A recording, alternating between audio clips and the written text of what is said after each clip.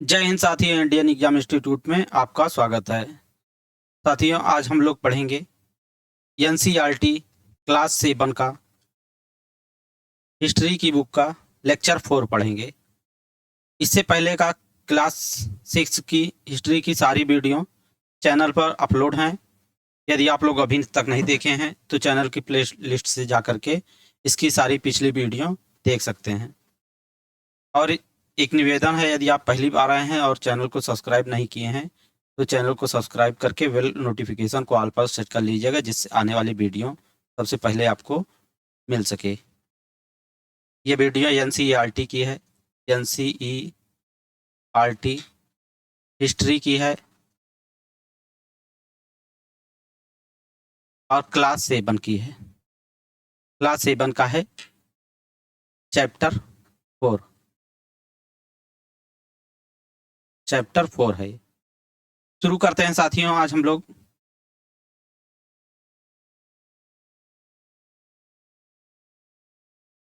मुगल 16वीं से 17वीं शताब्दी। मुगलों का शासन जो था 16वीं से 17वीं शताब्दी तक था। 16वीं शताब्दी हम लोग जानते हैं 1500 से 1600 तक के बीच में 16वीं शताब्दी कहा जाता है। इस तरह 16वीं शताब्दी से 17वीं शताब्दी का मतलब 1500 ईस्वी से लेकर के 1500 ईस्वी से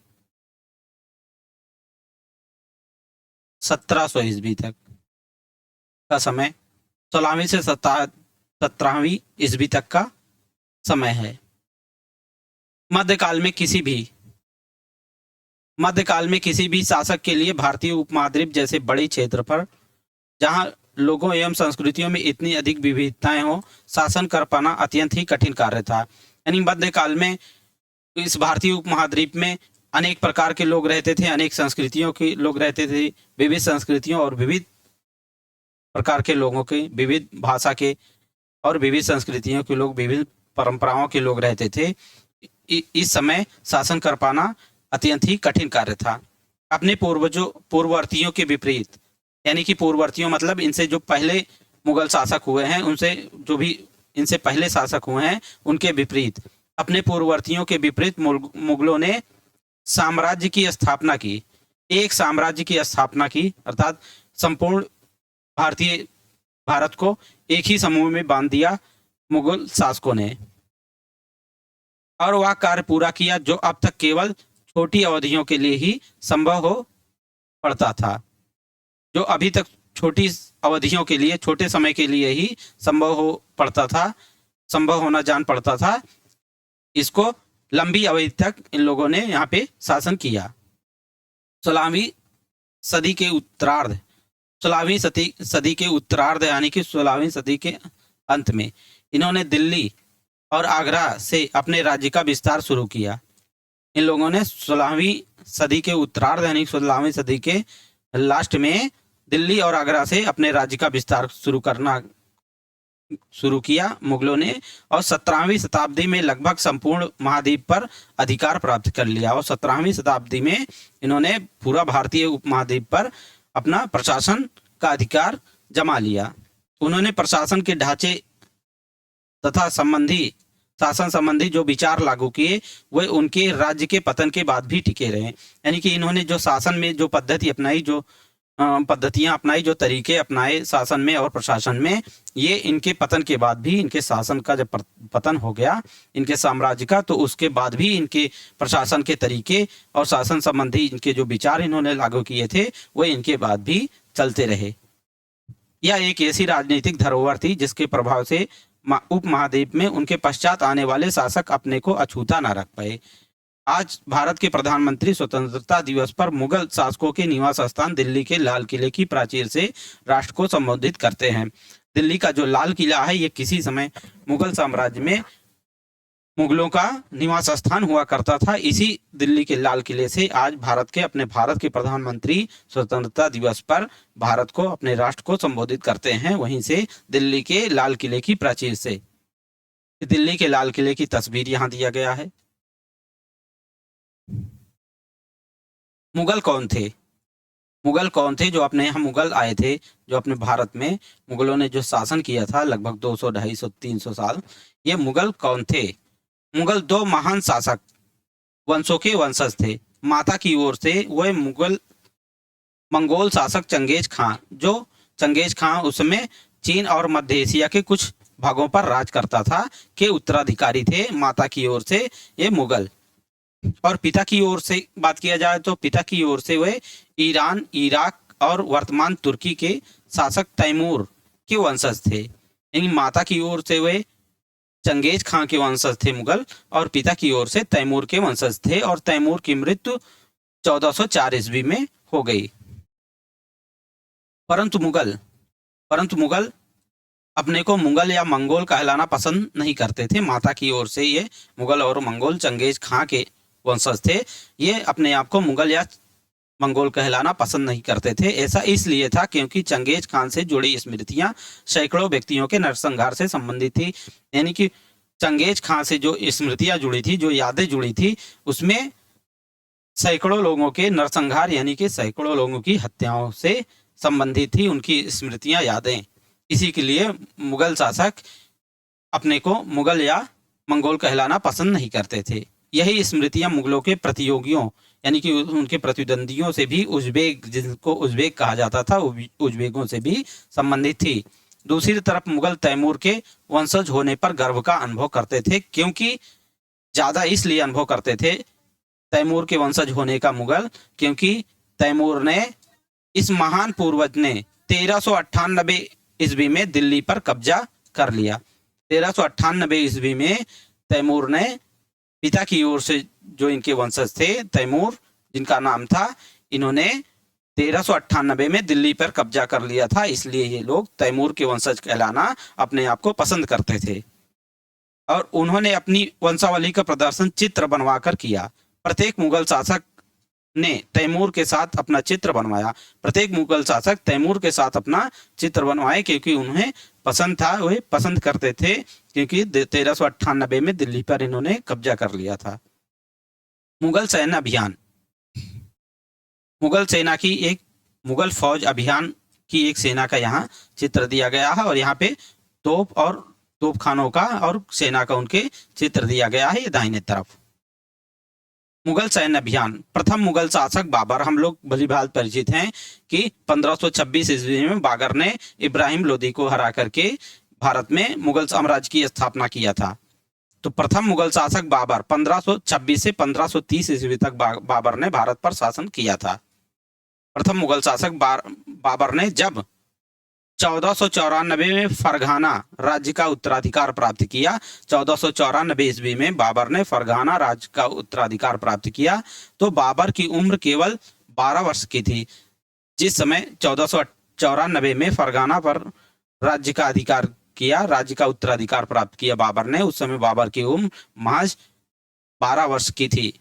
मंगोलों की दूसरी शाखा जिसे उज्बेक कहा जाता है, मंगोलों की दूसरी शाखा उज्बेकों के आक्रमण के कारण उसे, अर्थात उससे किसके, बाबर को अपनी पैतृक गद्दी छोड़नी पड़ी थी। अनेक वर्षों तक भटकने के बाद, बाबर को अनेक वर्षों तक भटकने के बाद बाबर ने 1504 ईस्वी में काबुल पर कब्जा कर लिया। 1504 ईस्वी में बाबर ने काबुल पर कब्जा कर लिया, और ये फरगाना बहुत पहले ही छोड़ चुके थे, क्योंकि उज्बेकों के कारण इनको छोड़ना पड़ा था फरगाना को। और उसके बाद कई वर्षों तक भटकने के बाद 1504 में बाबर ने काबुल पर कब्जा कर लिया। उसके बाद बाबर ने 1526 में दिल्ली के सुल्तान इब्राहिम लोदी को पानीपत में हराया। पानीपत नामक एक स्थान है, यहाँ पे बाबर का और इब्राहिम लोदी का युद्ध हुआ था, जिसमें बाबर ने तोपों का और गोलाबारी का प्रयोग करके बाबर को पराजित कर दिया, और 1526 में मुगल वंश की स्थापना किया था पानीपत नामक स्थान पर, जिसे पानीपत का प्रथम युद्ध भी कहा जाता है। तो बाबर ने 1526 में दिल्ली के सुल्तान इब्राहिम लोदी को पानीपत में हराया, और दिल्ली और आगरा पर उसने कब्जा कर लिया। इब्राहिम लोदी को 1526 ईस्वी में बाबर ने हरा करके पानीपत के प्रथम युद्ध में दिल्ली और आगरा पर अपना अधिकार जमा लिया, उस पर कब्जा कर लिया। यहाँ पे एक चित्र दिया गया है, और 16वीं शताब्दी के युद्धों में तोप और गोलाबारी का पहली बार इस्तेमाल हुआ। जैसा कि अभी हमने बताया कि पहली बार तोप और गोलाबारी का इस्तेमाल हुआ था उसमें 1526 ईस्वी में पानीपत के प्रथम युद्ध में। बाबर ने इनका पानीपत की लड़ाई में प्रभावी ढंग से प्रयोग किया। किसका? तोप और गोलाबारी का प्रभावी ढंग से पानीपत की प्रथम लड़ाई में प्रभावी ढंग से उपयोग किया था। इसी के कारण बाबर की विजय भी हुई थी। एक यहाँ मानचित्र दिया गया है, ये ऐसा मानचित्र है, ये 1605 ईस्वी का मानचित्र है। अकबर का शासनकाल, अकबर के शासनकाल का क्षेत्र यहाँ तक फैला हुआ था, जहाँ जहाँ पे ये नाम लिखे हुए हैं यहाँ तक 1605 ईस्वी में अकबर का शासनकाल फैला हुआ था। ये सारे अकबर के शासनकाल के शासन के क्षेत्र में आते थे, जिसमें कंधार, काबुल, श्रीनगर, कश्मीर, लाहौर, पंजाब, पानीपत, दिल्ली, अंबर, मथुरा, आगरा, फतेहपुर सीकरी, पटना, बंगाल, गोंडवाना, उड़ीसा, इलाहाबाद, रणथंभौर, अजमेर, चित्तौड़, गुजरात, सिंध, मालवा, बरार, अहमदनगर, बीजापुर, गोलकुंडा, ये सारे अकबर के शासन क्षेत्र में आते थे। इन पर अकबर का शासन था। हम लोग देख सकते हैं लगभग संपूर्ण भारत पर इनका अकबर का कब्जा था, अकबर का शासन था। यहाँ पे राजपूतों के, यहाँ पे दिया गया है राजपूतों के साथ मुगलों की शादियां। जहांगीर की माँ, जहांगीर किसके पुत्र थे? जहांगीर अकबर के पुत्र थे। यहाँ पे देख दें, अकबर बाबर के पुत्र थे, बाबर के पुत्र थे हुमायूं,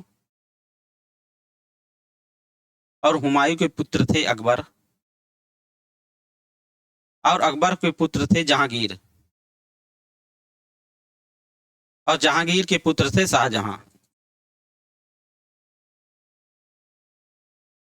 जहांगीर की मां कच्छवा की राजकुमारी थी, जहांगीर की मां कच्छवा की राजकुमारी थी। और कच्छवा कहाँ पड़ता था? अंबर, वर्तमान में जयपुर के राजपूत शासक की पुत्री थी जहांगीर की मां, अर्थात अकबर की पत्नी।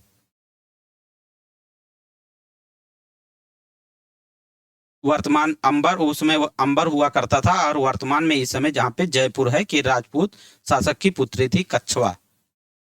इनके पुत्र थे जहांगीर। और शाहजहां, शाहजहां की मां अर्थात जहांगीर की पत्नी एक राठौड़ राजकुमारी थी, और वह मारवाड़, जोधपुर के राजपूत शासक की पुत्री थी शाहजहां की मां। उत्तराधिकार की परंपराएं, उत्तराधिकार की मुगल परंपराएं। मुगल ज्येष्ठाधिकार के नियम में विश्वास नहीं करते थे। ज्येष्ठाधिकार, ज्येष्ठ का मतलब होता बड़ा, जिसमें ज्येष्ठ पुत्र अपने पिता के राज्य का उत्तराधिकारी होता था।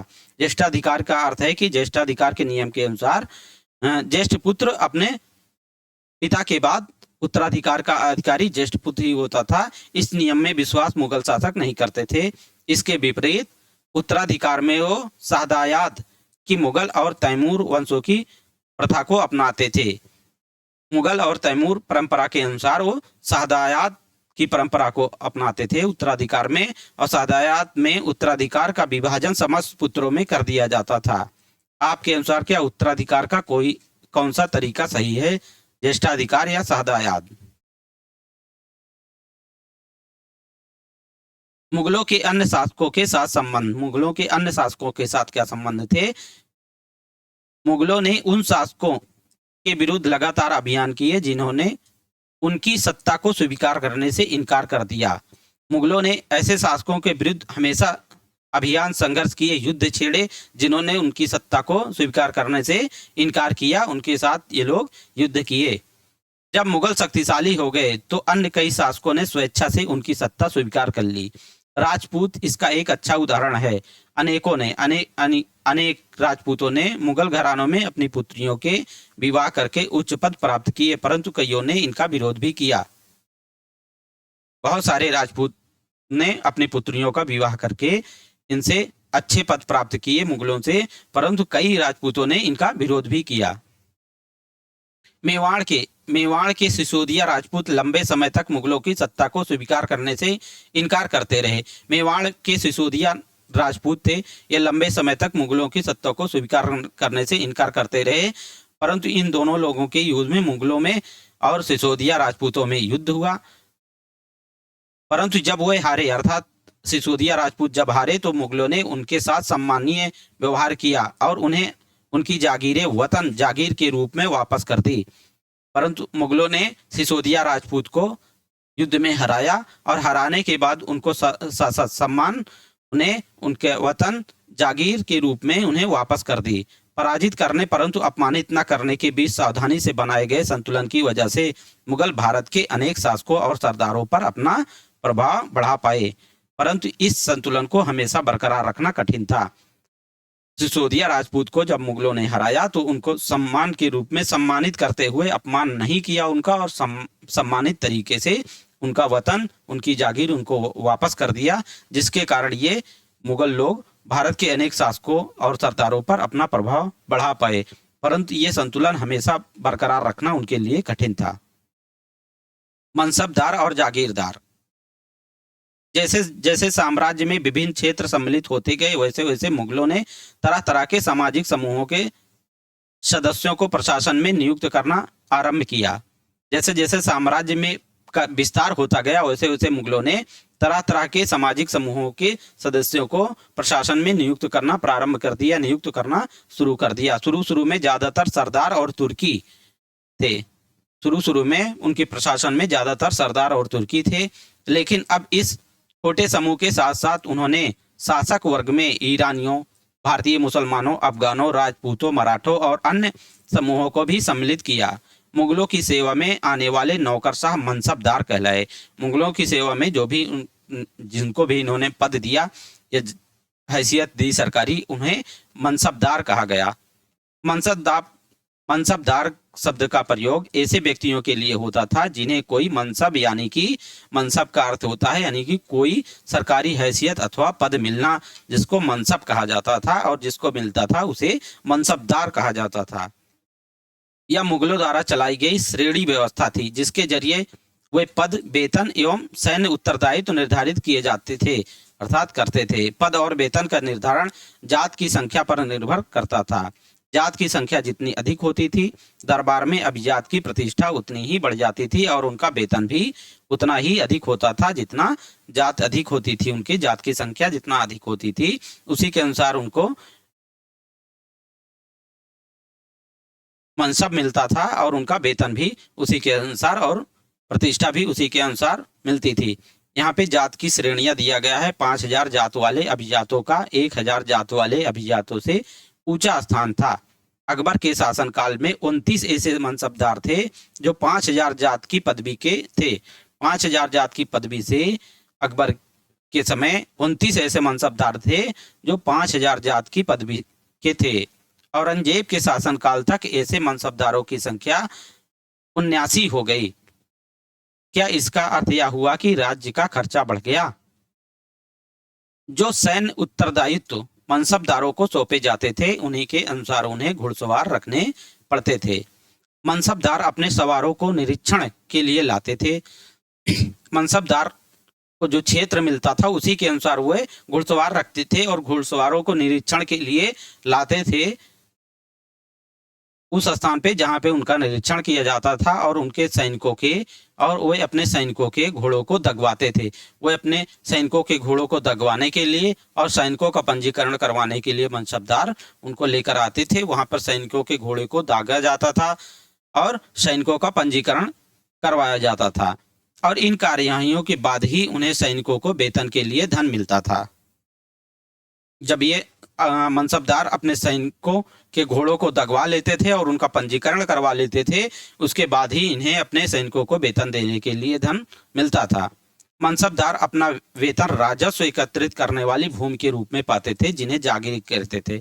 मनसबदारों को जो वेतन मिलता था उन्हें जागीर के रूप में भूमि मिलती थी।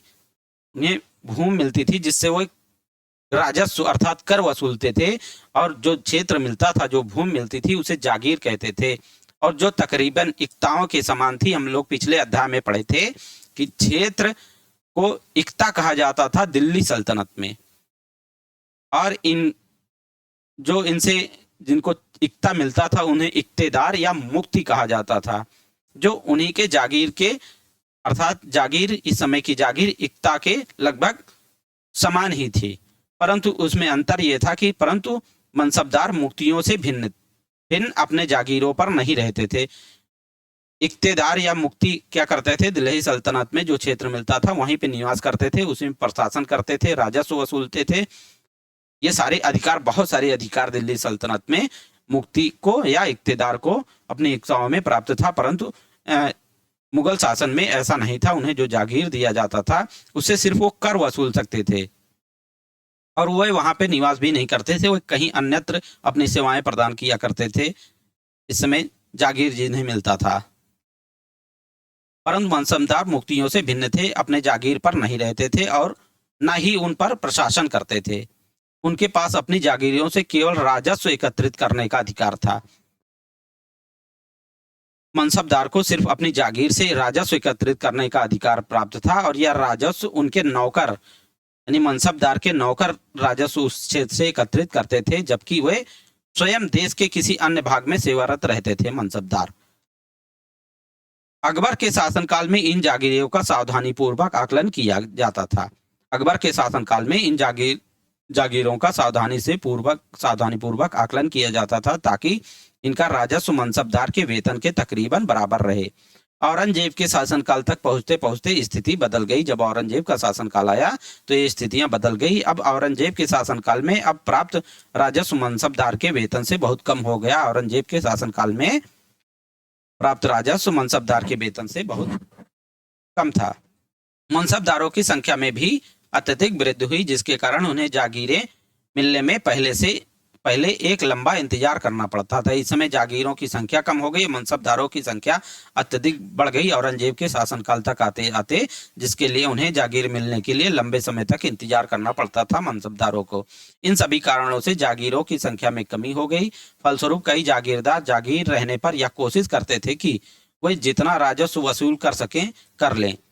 जब उनको लंबे समय तक जागीरों के लिए इंतजार करना पड़ता था तो जागीरदार या मनसबदार क्या करते थे, वो सोचते थे कि इतना से ज्यादा राजस्व वसूल कर सकें हम, उतना ज्यादा से ज्यादा राजस्व वसूल कर लें।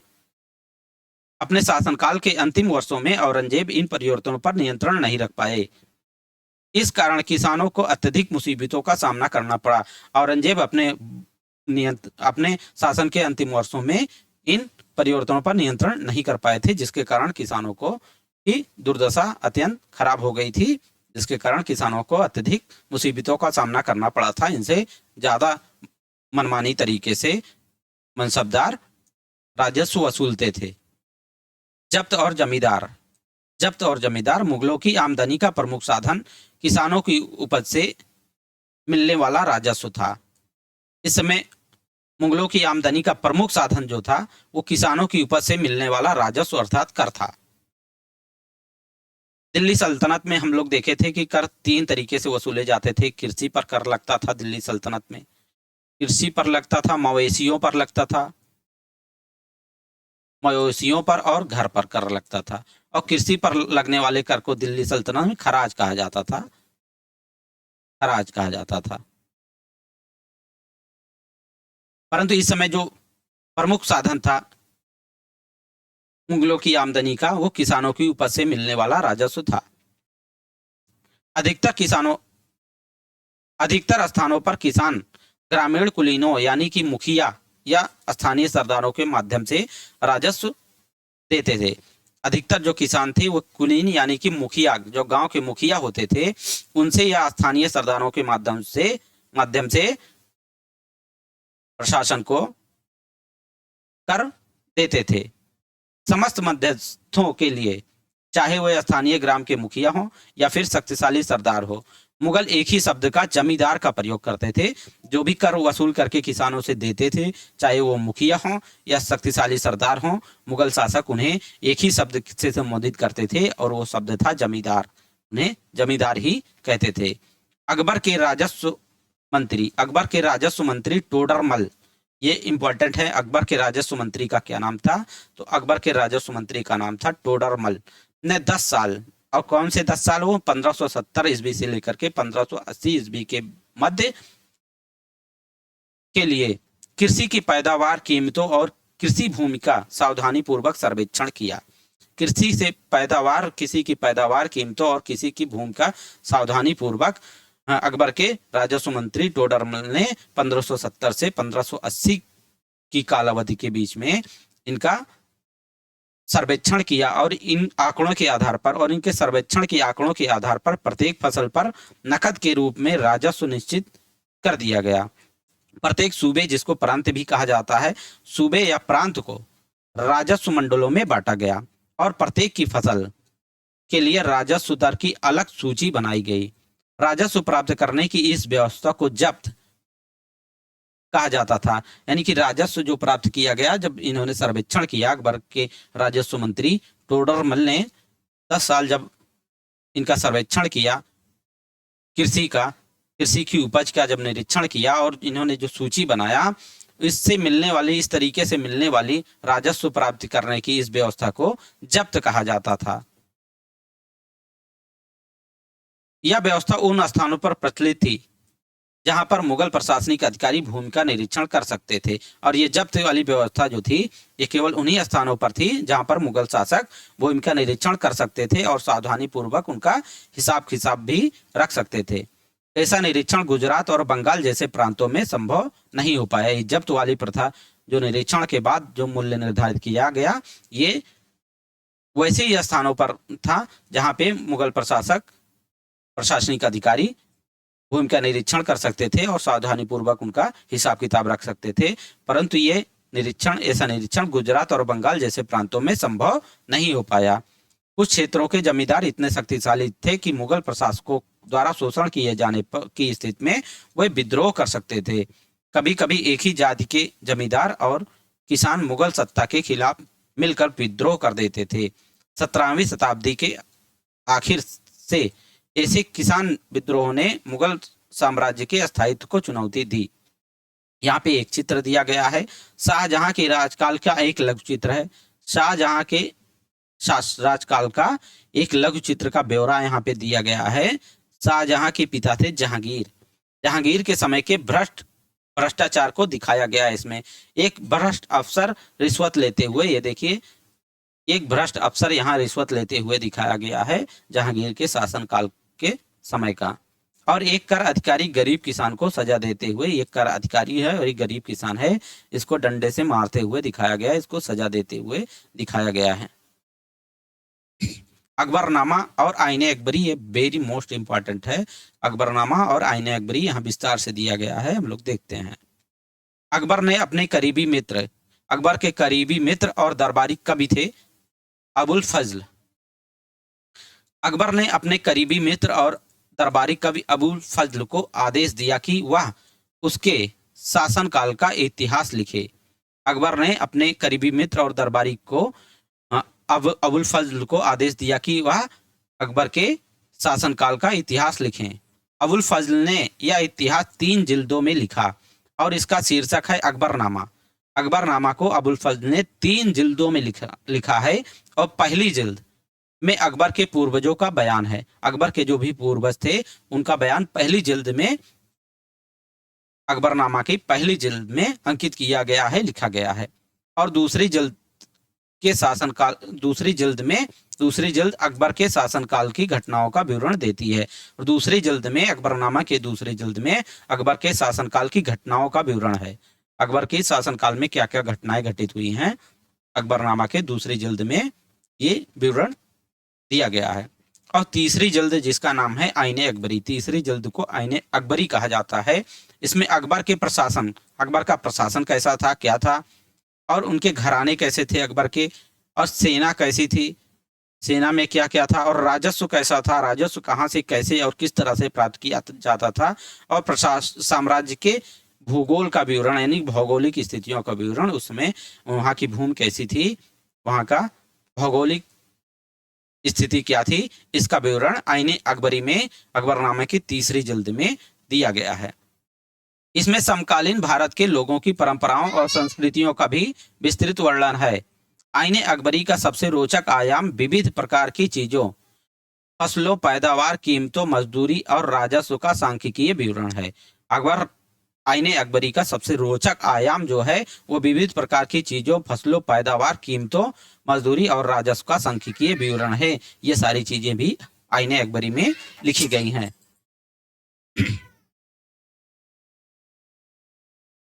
यहाँ पे एक चित्र दिया गया है।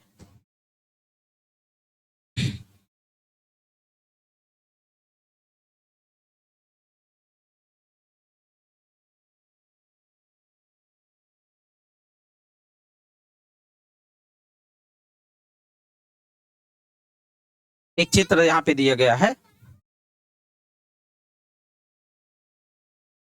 अबुल फजल से अकबरनामा लेते हुए अकबर, यहाँ पे अकबर का चित्र दिया गया है और अबुल फजल का और उनके दरबार का चित्र दिया गया है। ये अकबर हैं और ये अबुल फजल हैं। अबुल फजल ये अकबरनामा लिए हुए हैं और अकबर अबुल फजल से अकबरनामा लेते हुए इस चित्र में दिखाया गया है। जहांगीर के दरबार पर नूरजहां का प्रभाव। नूरजहां, जहांगीर के दरबार में नूरजहां का प्रभाव। नूरजहां अकबर की पत्नी थी जिनका मेन नाम था मेहरुन्निसा। मेहरुन्निसा ने 1611 में जहांगीर से विवाह किया और उसे नूरजहां का खिताब मिला। जहांगीर ने ही मेहरुन्निसा को नूरजहां की उपाधि से खिताब से सम्मानित किया था। मेहरुन्निसा ने 1611 ईस्वी में जहांगीर से विवाह किया और उसे नूरजहां का खिताब मिला। नूरजहां हमेशा जहांगीर के प्रति अत्यधिक वफादार रही और उसको समय समय पर सहयोग देती रही। नूरजहां के सम्मान में जहांगीर ने चांदी के सिक्के जारी किए थे। किसके सम्मान में अकबर ने चांदी के सिक्के जारी किए थे? तो नूरजहां के सम्मान में जहांगीर ने चांदी के सिक्के जारी किए थे। इनमें से एक और उन चांदी के सिक्कों पर एक और स्वयं के खिताब उत्कीर्ण थे और दूसरी ओर या वाक्य था। वाक्य क्या था? दूसरी ओर चांदी के सिक्कों पर उत्कीर्ण था कि रानी बेगम नूरजहां के नाम से गढ़ा हुआ। और बाईं ओर इस चित्र में जो दिखाया गया है, बाईं ओर दिया गया दस्तावेज है। ये बाईं ओर ये दस्तावेज दिया गया है। यहाँ पे बाईं ओर दिया गया दस्तावेज है नूरजहां द्वारा जारी किया गया आदेश या फरमान है। ये जो दिया गया है नूरजहां द्वारा आदेश या फरमान है। ये चौकोर मोहर बताती है कि उदात, ये चौकोर मोहर यहाँ पे दी गई है, ये बताती है कि उदात और महान महारानी नूरजहां बादशाह बेगम का आदेश। और गोल मोहर यहाँ पे दी गई है। गोल मोहर के अनुसार शाह जहांगीर के प्रताप से महारानी चंद्रमा जैसी वैभवशाली बन गई। हम कामना करते हैं कि नूरजहां बादशाह इस युग की सर्वोत्तम महिला बने। ऐसा इस आदेश में फरमान में दर्शाया गया है। नूरजहां का फरमान है, ये दिया गया है। सुलाह-ए-कुल,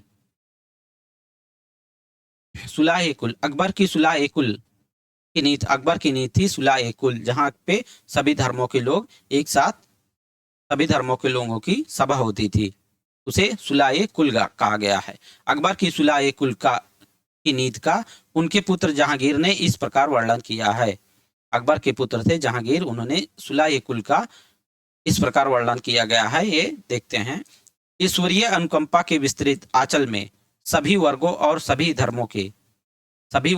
सभी धर्मों के अनुयायियों की एक जगह है। इसलिए उसके विशाल साम्राज्य में, जिसकी चारों ओर की सीमाएं केवल समुद्र से ही निर्धारित होती थी, ये सुलाह-ए-कुल जहाँ था उसकी समस्त सीमाएं, चारों ओर की सीमाएं समुद्र से निर्धारित होती थी, अर्थात उसके चारों ओर समुद्र था। विरोधी धर्मों के अनुयायियों और तरह तरह के अच्छे बुरे विचारों के लिए यह जगह थी। यहाँ असहिष्णुता का मार्ग बंद था। यहाँ सुन्नी और सिया एक ही मस्जिद में इकट्ठे होते थे।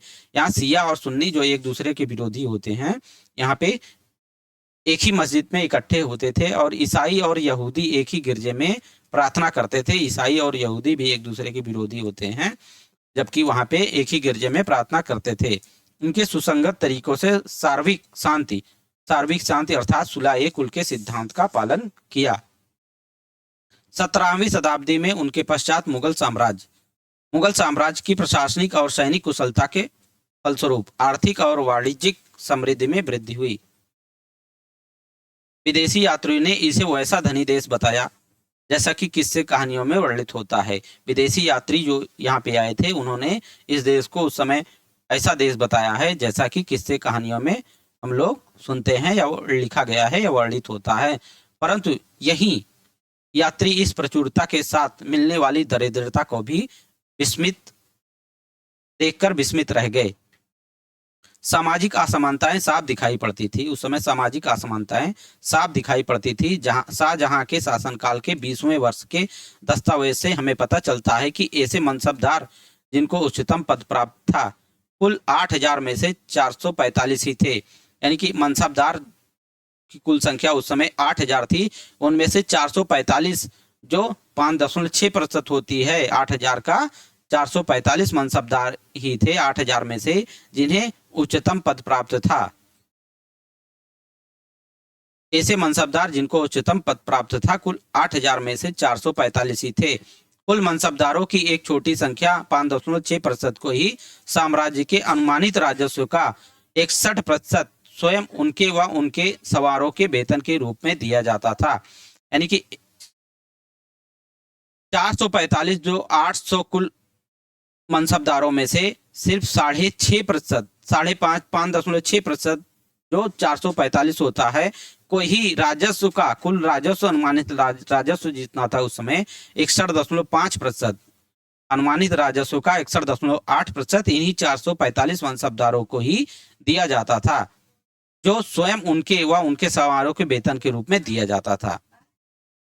मुगल सम्राट और उनके मनसबदार अपनी आय का बहुत बड़ा वेतन और वस्तुओं पर लगा देते थे। मुगल सम्राट और उनके मनसबदार अपनी आय का बहुत बड़ा भाग वेतन और वस्तुओं पर लगा देते थे। इस खर्चे से शिल्पकारों और किसानों को लाभ होता था, चूंकि हुए वस्तुओं और फसलों की पूर्ति करते थे। परंतु राजस्व का भार इतना था कि प्राथमिक उत्पादकों जैसे किसानों और शिल्पकारों के पास निवेश के लिए अर्थात उनको कहीं धन लगाने के लिए कम धन बचता था।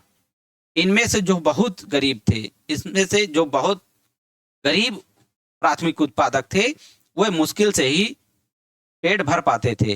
वे उत्पादन शक्ति बढ़ाने के लिए अतिरिक्त संसाधनों में, औजारों और अन्य वस्तुओं में निवेश की बात सोच भी नहीं सकते थे, क्योंकि वो अपना पेट ही बड़ी मुश्किल से भर पाते थे। ऐसी अर्थव्यवस्था में ज्यादा धनी किसान, शिल्पकारों के समूह, व्यापारी और महाजन ज्यादा लाभ उठाते थे। मुगलों के कुलीन वर्ग के हाथों में बहुत धन और संसाधन थे। मुगलों के जो कुलीन वर्ग थे, जिनके पास सत्ता अधिक थे, उनमें उनके हाथों में बहुत धन और संसाधन थे, जिनके कारण 17वीं सदी के अंतिम वर्षों में वे अत्यधिक शक्तिशाली हो गए। जिनके पास उस समय अधिक धन था, वह अपने धन का निवेश कर करके वे अत्यधिक शक्तिशाली होते गए और गरीब होते गए।